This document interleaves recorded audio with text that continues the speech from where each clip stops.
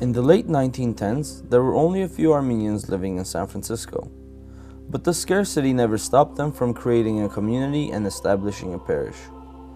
Through the efforts of the late Mihran Sarelian, arrangements were made for Bishop Babken Guleserian to celebrate Divine Liturgy at Grace Cathedral. In 1924, a parish council was appointed to lead St. Nerses Shnorali Parish, as it was known until a name change later to St. John.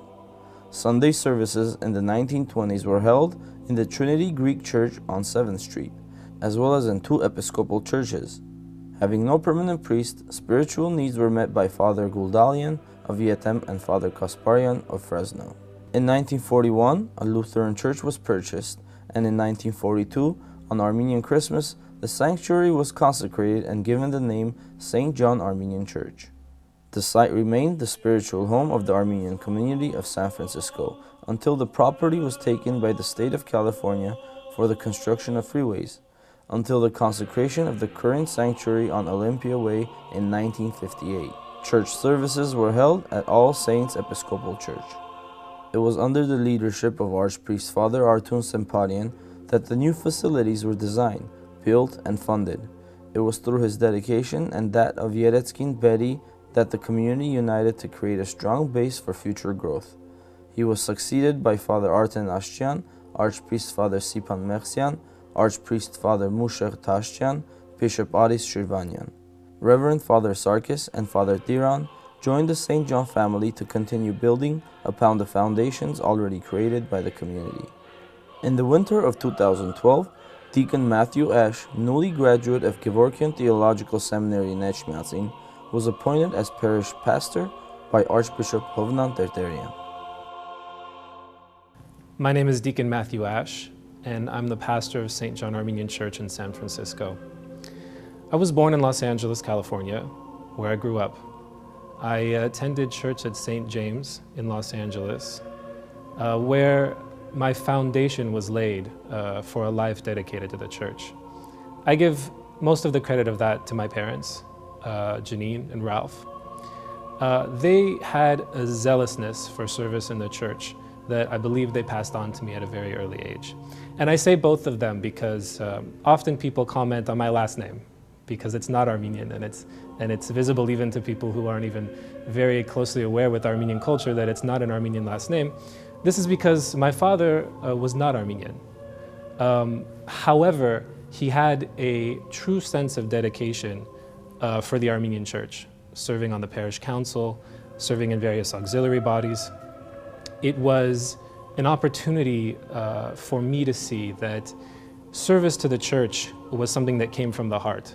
And coming from a background that didn't have healthy respect for community, didn't value the virtues that we uphold in the church, he saw, I think, from an outsider's perspective, what a treasure our faith was. And that left a very strong impression on me. And of course, my mother, being a proud Armenian woman, from a very early age, made sure that it was a priority for both me and my sister to be raised according to our traditions and our values. For me, my relationship with the priesthood is really founded on service, because that is my relationship with the church from the very beginning. And this is the model that I saw in my parents growing up. As I was able to serve the church more, I found that my heart and my soul was more at peace, more satisfied. It was a service that resonated with me at a core level. And the more that I served the church, the more I saw positive results in my personal life, in the life of those around me, and in the church. This was probably, if I could say, this was the moment of my awakening. It was something that took a long time of exploration, in the sense that I had to find the right path in my service and come to the conclusion that the outcome of that path would be, God willing, me entering the priesthood of the Armenian Church. Under the guidance of Archbishop Hovnan Derderian and of all the clergy in the Western Diocese, it was a path that eventually took me to the Mother See of Holy Echmiadzin, where I studied for over 2.5 years in preparation for the priesthood, linguistically, ritualistically, and in terms of education, in terms of getting to know our theology better. I left that experience rejuvenated and energized, having been a part of the life that goes on in the Mother See of Holy Echmiadzin, being a part of that monastic experience, and being a part of the brotherhood, as it were, of the seminary.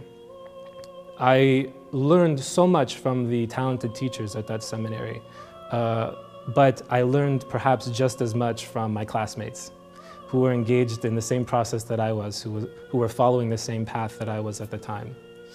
Upon my completion of my education, I was invited to return back to the Western Diocese and assigned to St. John's in San Francisco, where I've been for the last 2 months. Before we make the decision of what to become, which path to choose in our lives, we are inspired by ideas, circumstances, and people. Some of those can be temporary and ethereal, while others may leave a lasting impact on our lives. I became a part of an effort to organize a pilgrimage to Armenia on the occasion of Armenia's acceptance of Christianity as a state religion in 2001. That I became exposed to a broader world in terms of who is the priest in the Armenian Church and what is his role. And the person for whom I can attribute the most in terms of his influence on me is our current primate, Archbishop Hovnan Derderian. At the time, he was primate of the Diocese of Canada, and I worked with him very closely in my position of the chairperson to plan the pilgrimage to Armenia. And his impression on me was really life-changing. I saw the broadness and the depth of his pastoral efforts and the impact that it had on our communities and Armenian communities throughout the world. And the depth of his own faith inspired me, truly inspired me at a level at which I'd never been inspired before, to pursue my faith deeper and deeper, to become really one with our orthodoxy. And that was the beginning of a new journey for me. In June of 2001, we took over 100 young people from the Western Diocese to Armenia to become pilgrims on a spiritual journey to get to know better their faith and their homeland. This was a landmark moment for me in my life, and it was a moment for which left an irrevocable impression in terms of my spirituality. When I returned, I hadn't known it yet, but that for me was the beginning of my path to the priesthood. Eventually, with Archbishop Hovnan Derderian coming to the Western Diocese and becoming the primate of the faithful here on the West Coast, I was able to grow in terms of not just my spirituality, but in terms of my ability to serve. Walking the path to the priesthood is an experience which strengthens one's faith and spirituality. But along with that, this enriching journey helps to form character essential for pastoral service. At the time of the recording of this program, it's been recently announced that my ordination will take place in a little less than 2 months. And I approach it with all humility. When I imagine what it will be like to be a priest, I have my education to rely on. I know, according to our Orthodox faith, what does it mean to be a priest? Who is the priest in the church? However, it's one thing to understand what that calling is theologically, and it's another thing to be a part of it. So, in discussing the attributes of the priest, I do them with the caveat that I do so as a novice, and I do so in the hope that whatever it is I believe I'll be worthy of when the time comes. The calling of the priesthood, first and foremost, is formed around the image of Christ. Christ is the Kahanaya Bet. He is the chief priest of the church. He is the head of the church. But the priest becomes a part of that calling. He becomes the representative of Christ in the community. And therefore, the role of the priest is to continue Christ's mission here on earth. And when we look at Christ's mission, we can put his works into 3 categories. They were pastoral, they were educational, and they were also formed around doing God-pleasing rituals. In this way, the priest's duties are also classified. The priest must be a pastor to his community. That is to say, he has to be a leader. He has to seek out the right path for his faithful according to their circumstances and according to the teachings of our faith. The priest must also be a teacher for his community. He must be able to transfer onto them the sacred learnings that emanate from the Bible, as well as our sacred traditions. So he must also be a good teacher. And finally, he must be capable in his ability to perform the rituals that have been handed down to us by our forefathers and have been established in the writings of the Gospels. So in these three ways, we prepare ourselves.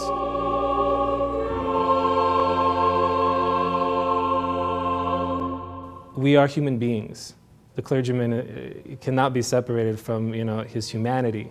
And human beings inevitably have difficulties, have challenges, don't always see eye to eye. But the priest, in the model of Christ, has to see the divine aspect in each and every one of his flock. And in that way, have a love and a respect for them that will transcend all difficulty, will transcend all challenges that come between them.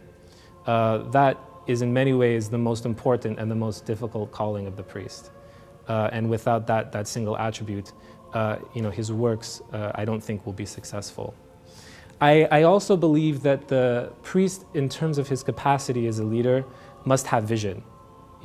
Any leader must have a vision for where his people are going, or else, they'll be confused, or else we won't reach our destination. Therefore, it's crucial for the pastor to have a vision in terms of where he wants his people to be 5, 10, 15, 20 years down the line. And in the context of the Armenian church, a church which has lasted over 1,700 years and countless generations of faithful, that vision has to be even longer lasting.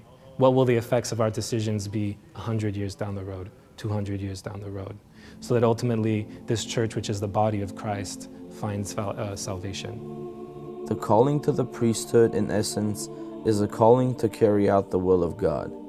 In order to succeed, one has to act as an instrument of righteousness, justice, and care. Although this can be challenging and stressful, this is also a way to overcome these difficulties by submitting to the grace of God. In terms of the personal challenges which I've already faced in this short time that I've been assigned as pastor of St. John Armenian Church, and I imagine for a time to come will remain a challenge for me. As I mentioned already, the priesthood is a multidisciplinary field. One must be ready to do any number of different types of work: administrative, spiritual, artistic. Creativity is also very important in the life of the priest. In my experience, it's been very challenging to jump back and forth between these roles. It requires a great deal of mental flexibility and also patience, which I've already said is very important, to be able to go from dealing with purely administrative, secular issues that always come up in the life of the church, jumping to very serious issues that belong only to the pastor and his relationship with his flock in terms of providing pastoral care, and then to jump into developing creative and interesting materials that will engage his people, and then at the same time be prepared to perform liturgically in all the ways that in the rich liturgical life that we have in the church. Being able to perform at a high level in all of these roles is a stressful task, and it's hard to find the time in the day. But for the priest, humility is first and foremost, and to be humble means to understand that we are imperfect, and that whatever it is we attempt to do will not be successful without God's grace.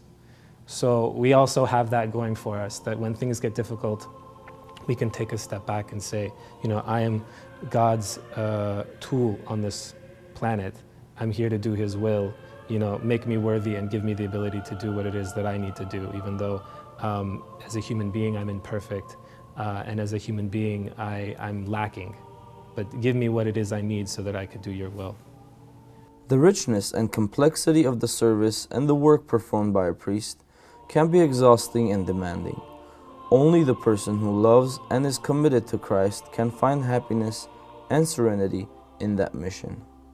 The calling of the pastor is one that really requires the candidate to dedicate his life to his service. So when we talk about what pleasure does he receive from his work, it's best that it not be from just this or that, but he really has to enjoy every aspect of his service. If his service isn't fulfilling at every moment, then his service becomes a sacrifice. But I believe that the work, that the effort of the pastor shouldn't be a sacrifice. It should be a work of love. It should be creative. It should be something that's done that brings joy to the person doing the work as well as the people that benefit from the work. In that way, I enjoy the work that I do, simply put. I feel the reason that I approached this calling was because the more that I did this work, the happier I was. So my happiness is in the work that I do. That isn't to say that there aren't moments of difficulty. That's natural.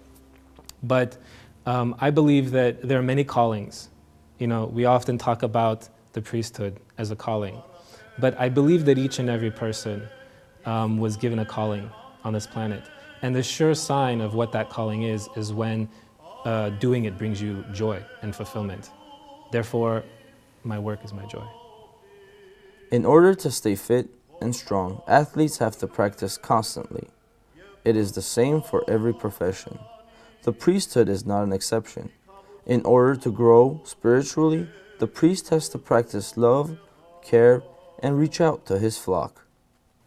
Before returning to the United States, I had the fortunate opportunity to serve for several months in the St. Gregory the Illuminator Cathedral in Yerevan.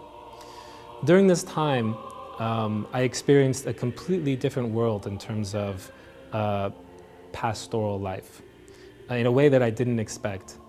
Almost each and every day, faithful from off of the street would come into the church seeking help with all of their issues, with their spiritual issues, with their personal issues. And we were there to serve them. And those moments when they came to us for help were sincerely the happiest moments, some of the happiest moments that I've had as a clergyman of the Armenian Church. And I believe that perhaps what is hard for our faithful to understand from the outside in is that each and every priest of this church, each and every clergyman of this church is in the position they are because they want to serve them, because they're waiting for the opportunity to help them. And it's unfortunate that within our diocese, those opportunities are much less frequent. Whereas it could have happened 3-4 times a day when I was living in Yerevan. Here in San Francisco, you know, if it happens once a week, if it happens once a month, I thank God, because it's really an opportunity for me on a very personal level to connect with somebody and to fulfill what I believe my role is, the purpose that I've been given in my life. So I think it's hard for people to appreciate that their clergymen are waiting for them to want their help. You know, they have this deep desire, and they're looking for them to approach them. They're looking for them to give them the opportunity to enter into their lives and guide them, show them the way to peace and happiness through Christ. The mission and the good of the priest is the same both in Armenia and elsewhere, but the society and the surroundings are different. Thus the battle of a priest differs. He has to protect his flock from the negative influences, which include the calamities of the secular lifestyle. Despite the presence of sects in Armenia today, I do believe that the Armenian Church is in a good position because it's able to deal with the faithful on a one-to-one fashion. In Armenia, the Church is able to talk to the people about its relationship between them without there being any sort of outside influence in that. It's about the Armenian Church and it's about the faithful, and it's about bringing them to the Church, and it's a simpler dialogue. And in that way, we're very blessed in Armenia.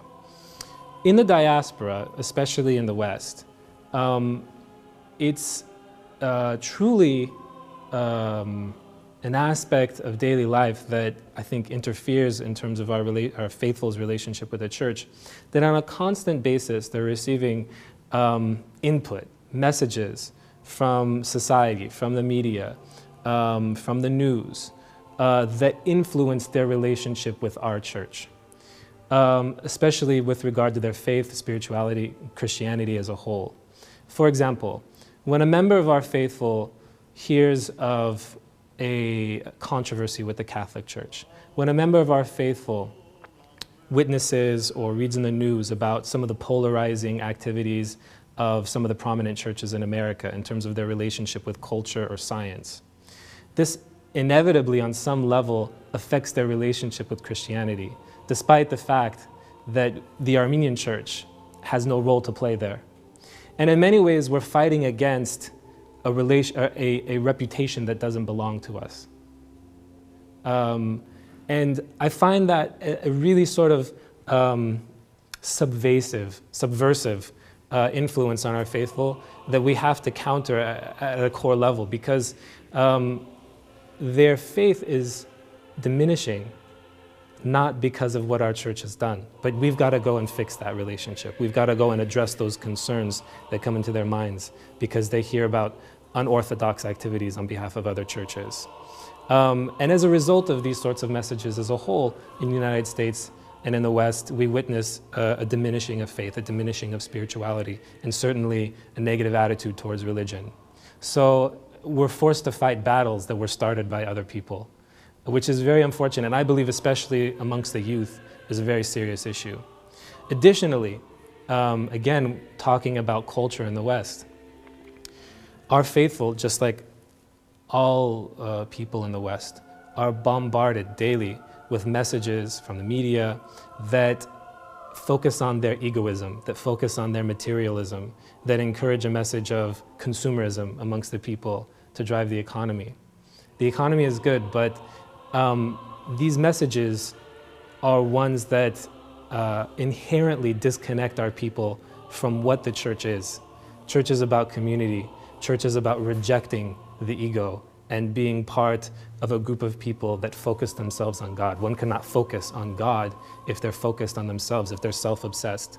But every moment of every single day, our faithful receive a message that says they must be self-obsessed. They must be worried about what they own and what they look like and what other people think about them. And we have a very brief and a very limited time to convince them otherwise. These messages are inherently un-Christian. These messages tear our faithful away from the virtue and the value that this church offers them.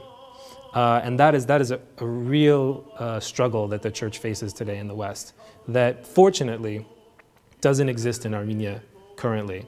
Of course, with the rise of globalism, we may see that over time, that isn't the case anymore. It's that much more important then that we come up with a strategy to counteract these messages that people are receiving and to show them that the church is a place where the individual is part of a whole, and that whole is part of glorifying God. Every Armenian community in the U.S. heavily depends on the personality of the priest. Similarly, the church depends on the commitment of its faithful.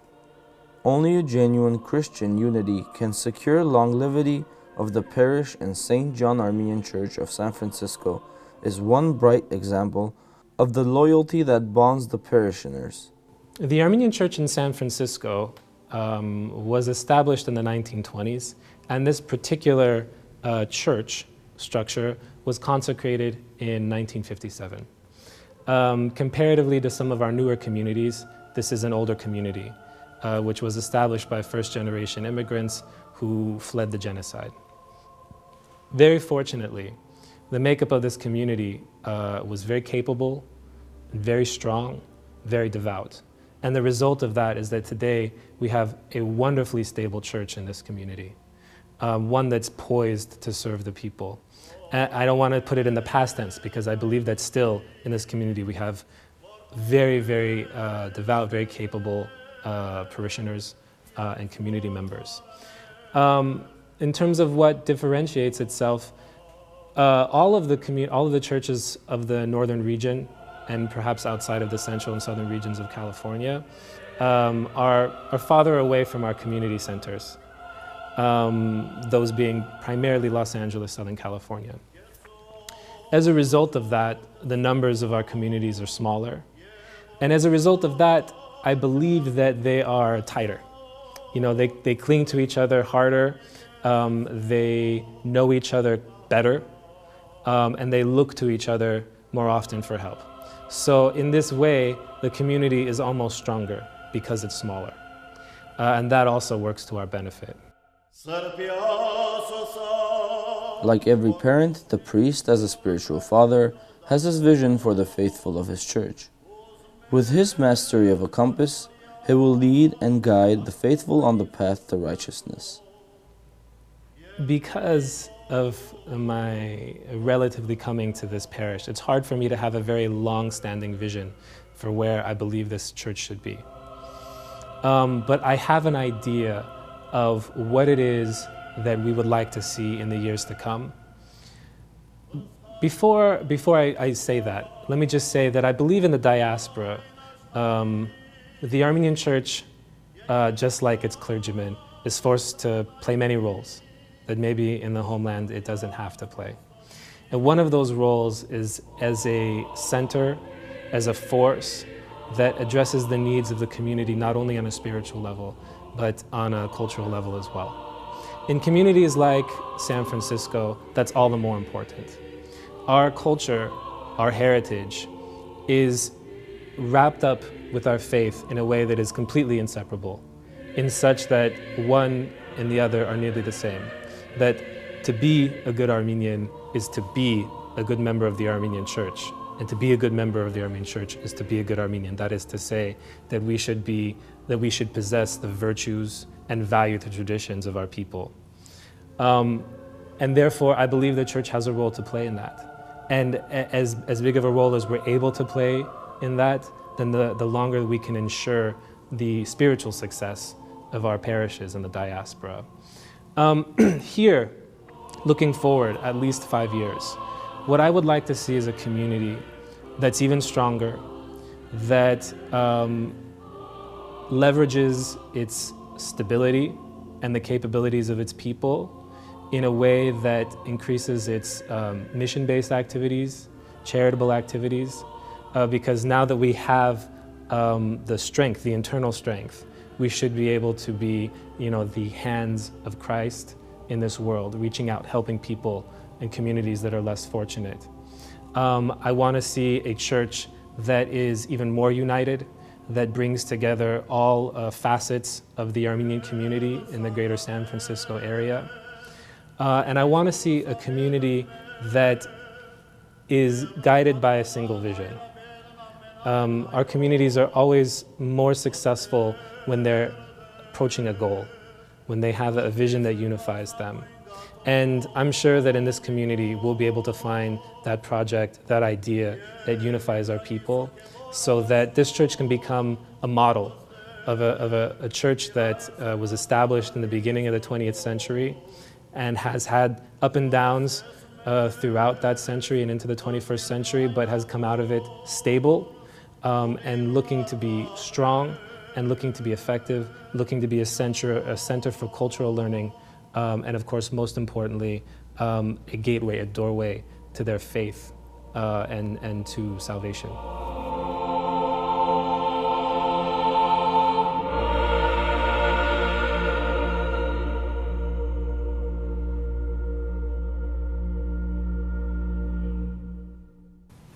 As the newly appointed pastor of St. John's Armenian Church in San Francisco, it is an honor for me to be welcomed by this community, and it is a true source of spiritual joy and satisfaction to be given the opportunity to serve you. My vision for our relationship is one where you're always welcome and free to come to St. John's, to approach me for any help that's necessary, for any guidance that you see in your life.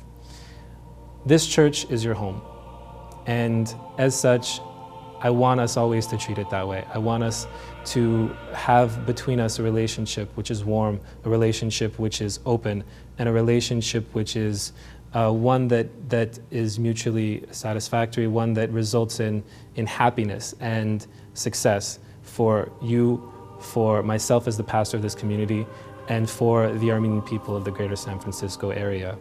My prayers are with you. I pray constantly for your health. I pray constantly for your prosperity. And I pray that this church is a place that will be able to serve you and your family. Thank you.